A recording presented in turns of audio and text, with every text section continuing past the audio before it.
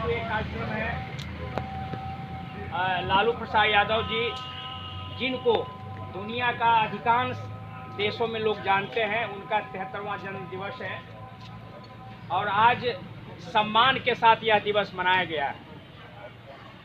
आपको मैं यही बताता हूं कि 3-4 महीनों के बाद हम लोग पहली बार 5-10 दिनों से इतनी जमात में एक जगह बैठते हैं। कोरोना संक्रमण के बाद जो पूरा दुनिया परेशान रहा, तो हमारा हिंदुस्तान भी कोरोना संक्रमण से परेशान रहा। और आपको जानकारी होनी चाहिए, जो हमारे यहाँ बंधु पुराने अभिभावक बैठे हुए हैं, अखबार टीवी नहीं देखते हैं, पूरे दुनिया में जो है अमेरिका और स्पेन के बाद ये हिंदुस्तान का तीसरा नंबर है कोरोना पॉजिटिव के मामले में। और आपको थोड़ा सा इस बात को समझिएगा कि मार्च अप्रैल जिस समय कोरोना पॉजिटिव लोगों की संख्या कम थी, उस समय सख्ती से लॉकडाउन पालन कर लिया गया था। हमको आपको सड़क पे निकलना, घर से बाहर निकलना, पुलिस का डंडा खाना और हजार 2-2 हजार किलोमीटर पैदल लोग दिल्ली, हरियाणा, पंजाब से आ रहे थे, जिस समय पॉजिटिव कम था यहाँ हिंदुस्तान में, और लोग पैदल आ रहे थे। तो आप जानते हैं कि सैकड़ों लोग रास्ते में एक्सीडेंट से मर गए, भूख से मर गए, कुचल गए, ट्रेन मार दिया।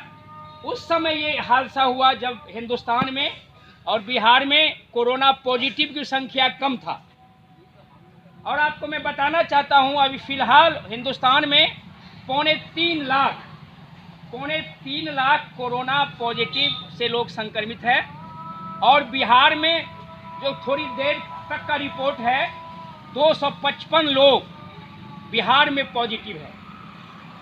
थोड़ा सा सोचिए आप लोग, जब पूरे देश में या बिहार में कोरोना पॉजिटिव का संख्या कम था तो कड़ाई ज़्यादा कर दिया गया था, और अभी कोरोना पॉजिटिव बीमारी कुकुरमुत्ता की तरफ बढ़ रहा है तो हमको आपको रोड पर फिर ही छोड़ दिया। उसका एक ही मकसद है कि जो बिहार की स्थिति है, अक्टूबर-नवंबर में बिहार विधानसभा का चुनाव होने वाला है, और चुनाव जो कराने वाले लोग हैं, चुनाव आयोग जिनके हाथ में है, बिहार सरकार के मुखिया नीतीश कुमार और नरेंद्र मोदी जी, उनको इस कोरोना पॉजिटिव और संक्रमण और जनता से अब कोई मतलब नहीं है।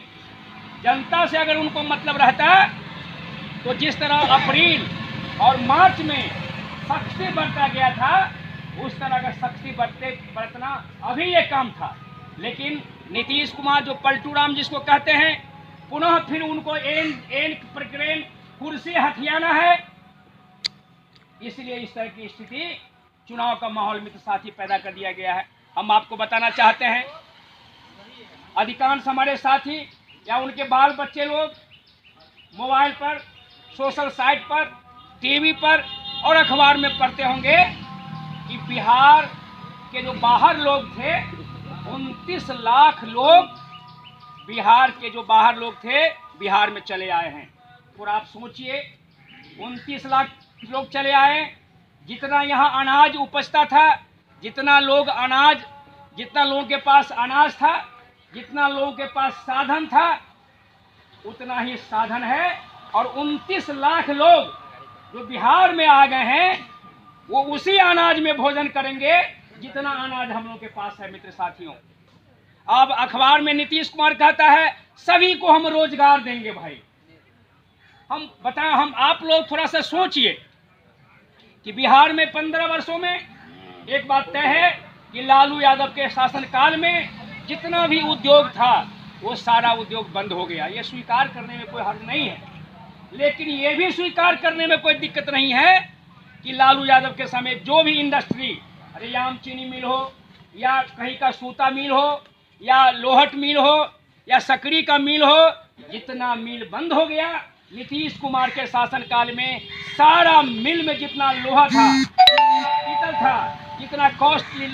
माने उसमें सामान था, सारा लोहा को, सारा फैक्ट्री के सामान को बेच दिया गया। लालू यादव के समय उद्योग बंद हुआ और नीतीश कुमार के समय जितना भी फैक्ट्री का सामान था उसको औने पौने दांव में बेच दिया। मित्र साथियों, अब 1 महीना के बाद बाढ़ आने वाला है और सरकार का सभी को रोजगार देंगे। अब इस बिहार में न चीनी फैक्ट्री है, न कोई उद्योग है, न कोई कारखाना है। तो 29 लाख लोग, जो गरीब लोग, इसमें भी बहुत सारे लोग जिनके बेटा, जिनका भतीजा, जिनका पोता दिल्ली, पंजाब, बॉम्बे, हरियाणा से लोग आए हैं। जैसे अब सोचिए कि आपके बच्चों को रोजगार कहाँ देगा वो? कहाँ काम चल रहा है?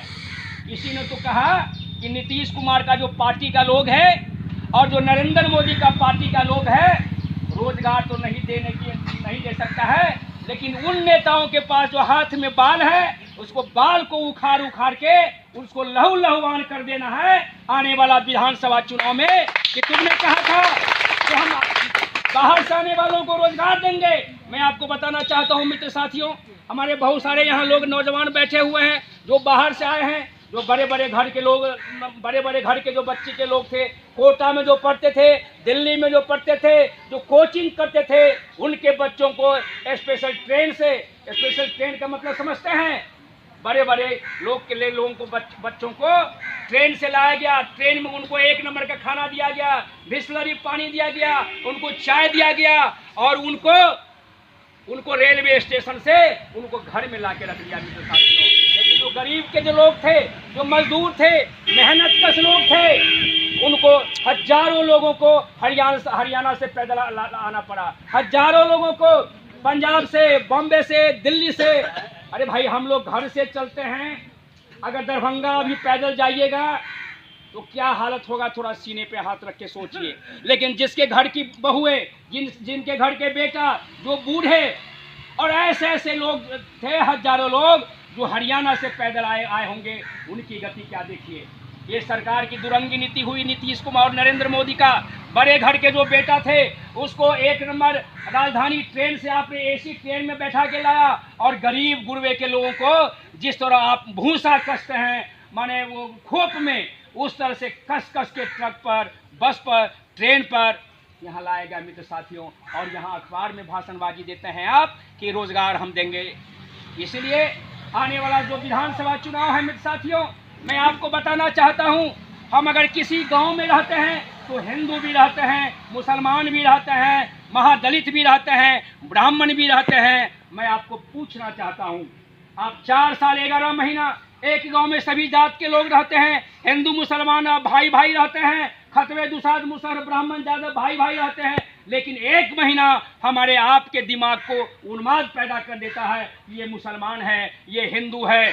इसलिए ऐसे लोगों को आने वाले समय में जवाब देना है। अगर कोई हिंदू मुसलमान की बात कहता है तो उनको कहिए, तुम्हारे मुंह पर हम जूता मारेंगे। हम 4 साल 11 महीना हिंदू मुसलमान एक साथ रहते हैं, एक साथ हमारे हम खाते पीते हैं। हमारे घर के बगल में अगर कोई मुसलमान का घर है, हमारे घर के बगल में कोई हिंदू का घर है, हम पूछना चाहते हैं आप लोगों को, अगर हमारे घर में आग लगेगा तो हमारे घर के बगल में सुलेमान दादा लोगों का घर है, वो बुताने के लिए आएगा, रहोली का भूमिहार बुताने के लिए आएगा, दूल्हा का ब्राह्मण बुताने के लिए आएगा, घाट भटला का ब्राह्मण बुताने के लिए आएगा। अगर किसी मुसलमान के घर में अगर आग लग जाता है, फिर किसी खतबे के घर में आग लग जाता है, किसी मुसहर के घर में आग लग जाता है, तो उसके बगल में जो रहने वाले लोग हैं, जिस जात के लोग हैं, उसी जात के लोग उनकी दुख सुख में, समस्या में बात लेते हैं। इसलिए साथियों, हमारे जो पिछड़े क्लास के लोग हैं, दलित क्लास के लोग हैं, जिसको लालू यादव ने कहा ये चूहा पकड़ने वालों, मूसा पकड़ने वालों, बकरी चराने वाले, गाय चराने वाले, भैंस चलाने वाले, लिखना पढ़ना सीखो। मित्र साथियों, हम लोग आपके सामने इसीलिए बोल पाते हैं कि हम लिखे पढ़े लोग हैं, हम दुनिया और देश दुनिया की बात जानते हैं। लेकिन आपके अगर बच्चा लिखा पढ़ा नहीं है, आप लिखे पढ़े नहीं हैं, तो हमसे अच्छा आप नहीं बोल सकते हैं। हमसे आपका अच्छा और मामले में हमसे अच्छा आपकी समझदारी हो सकती है, खेती के मामले में, राजनीति के मामले में, गांव की पंचायती के मामले में। जो समझदारी हमको नहीं हो सकती है, कुछ समझदारी आपको नहीं हो सकती है। इसलिए मित्र साथियों, आने वाले दिनों में हम लोग को जात पात, हिंदू मुसलमान के फेरे में नहीं पड़ना है। 1 महीना क्यों हम हिंदू मुसलमान करेंगे, 1 महीना क्यों हम मुसहर यादव करेंगे। इसलिए मेरे साथियों, आपको हम बताना चाहते हैं कि ये लालू यादव जो गरीब लोग हैं, गुरबा हैं, पिछड़े लोग हैं, और अपर क्लास में भी ब्राह्मण, भूमिहार, राजपूत में जो गरीब लोग हैं, सभी लोगों को लालू यादव ने अधिकार दिया और सम्मान दिया।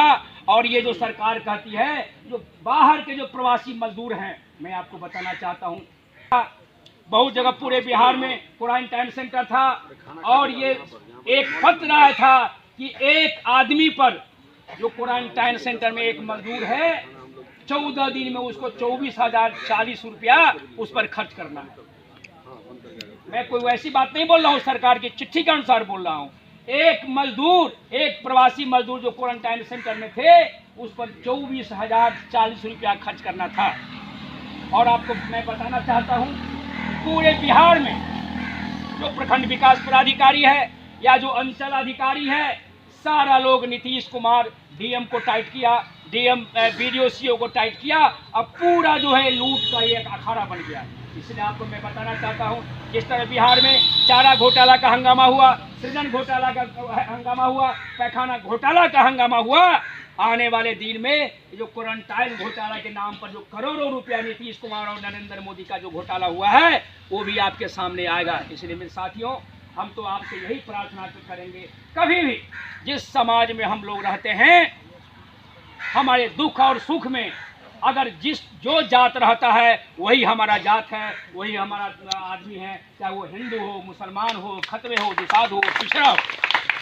इसलिए आज लालू यादव जी के जन्म दिवस पर हम तो कोई राष्ट्रीय जनता दल के हम वर्कर भी नहीं है, नेता भी नहीं है, लेकिन निश्चित रूप से राष्ट्रीय जनता दल को जो विचारधारा है, जो गरीब लोग हैं, पिछड़े लोग हैं, शोषित लोग हैं, जिनको समाज में बोलने का अधिकार नहीं मिला था, जिसके समाज में खड़ा होने का अधिकार नहीं मिला था, वैसे लोगों को लालू यादव ने अधिकार दिया। आज उनका 73वां जन्म दिवस है और इस जन्म दिवस के अवसर पर आप लोग आए हैं, इसलिए हम भी आपके प्रति आभार प्रकट करते हैं। और इसके बाद जो है भोजन का व्यवस्था है, भोजन मुझसे गांव में बन रहा था, वो ट्रोली पर लग के आ रहा है, लगता आने ही वाला होगा। 10 मिनट में हम लोग भोजन भी बैठ के करेंगे। जय हिंद, जय भारत।